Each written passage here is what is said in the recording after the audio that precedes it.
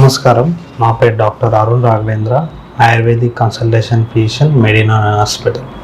ఈరోజు మన టాపిక్ వచ్చేసి హెయిర్ ఫాల్. హెయిర్ ఫాల్ అనగా ఎక్కువగా ఇంగ్లీష్లో ఆలోపేషియా అని కూడా అంటారు. హెయిర్ ఫాల్ మెయిన్గా ఎందుకు అవుతుంది అని అంటే హెయిర్ థిన్నింగ్ వేరు, హెయిర్ ఫాల్ వేరు. హెయిర్ థిన్నింగ్ అవ్వడము అని అంటే సన్నగా అయిపోవడం అన్నమాట. ఇది ఎందువల్ల వస్తుంది?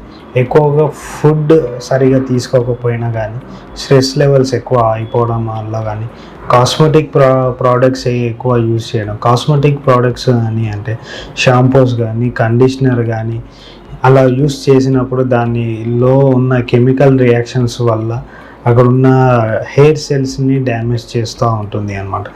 దాని తర్వాత alopecia hair fall mainly vitamin B12 deficiency కానీ, విటమిన్ D కానీ, లేదు అని అంటే కాల్షియమ్స్ లెవెల్స్ తక్కువ ఉండడం కానీ, హార్మోనల్ ఇంబ్యాలెన్స్ ఉండడం కానీ, మెయిన్లీ స్త్రీలలో రీరెగ్యులర్ పీరియడ్స్ రావడం కానీ, మెన్సెస్ రీరెగ్యులర్గా అయిపోవడం కానీ, థైరాయిడ్ ఇష్యూస్, హైపోథైరాయిడ్ కానీ ఉన్నప్పుడు కానీ, T3 T4 లెవెల్స్ అక్కడ ఎక్కువ అయిపోవడం ఉన్నప్పుడు ఇలాంటి హెయిర్ ఫాల్ అనేది మనం చూసుకోవచ్చు. ఇంకొకటి ఏంటి అని అంటే మెడికేషన్స్ ఎక్కువగా యూజ్ చేయడం. అలోపతి మెడికేషన్స్ ఎక్కువగా డ్రగ్కు అడిక్ట్ అవ్వడం కానీ, స్టెరాయిడ్ డ్రగ్స్ అలా కంటిన్యూ తీసుకోవడం వల్ల కానీ రకరకాలుగా ఇది హెయిర్ ఫాల్ అనేది జరుగుతూ ఉంటుంది.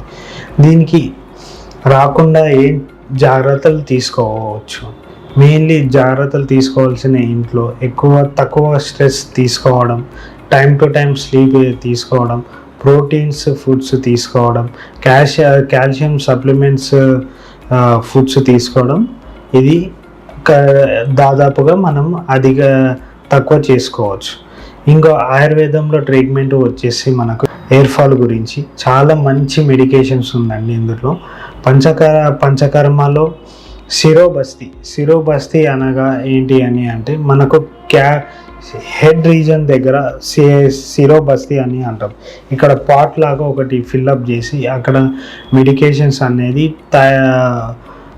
తైలం పెట్టేస్తాం అన్నమాట. ఇంకొకటి శిరోలేప అని వచ్చేసి ఏంటి అని అంటే మెడికేషన్ డ్రగ్స్ అనేది మీకు హెన్నా ఎలా అయితే అప్లై చేసుకుంటారో అలానే మంచి మెడికేషన్స్ అనేది అక్కడ శిరోలేపం అనేది చుట్టూరుగా స్కాల్పెల్కి తగులుకుంటూ అప్లికేషన్ చేస్తామన్నమాట.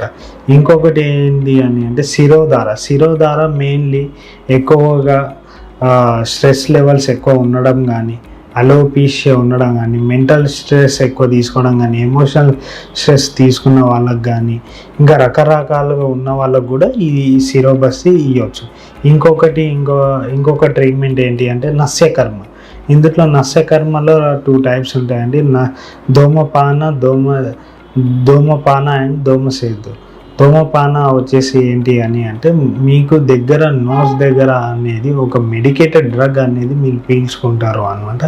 సో అక్కడ నుంచి మన ఊర్ధ్వగత రోగాస్ అని అంటాం. ఈ ఊర్ధ్వగత రోగాస్కి ఏవైతే ఉన్నాయో ఈ ట్రీట్మెంట్స్ అనేది జరుగుతూ ఉంటాయి అన్నమాట. ఎక్కువగా మెయిన్లీ మన మెడినైన్ హాస్పిటల్లో మేము ఆయుర్వేద ట్రీట్మెంట్ ప్రకారంగా మీకు ఏది సూటబుల్ అవుతుందో, నస్యన లేదు అంటే రక్త మోక్షణ, లేదంటే శిరోబస్తియా, శిరోధారణ, లేదంటే ఇవన్నీతో పాటు ఇవన్నీ కలిపి ఇవ్వాలనేది మీ physical and mental and me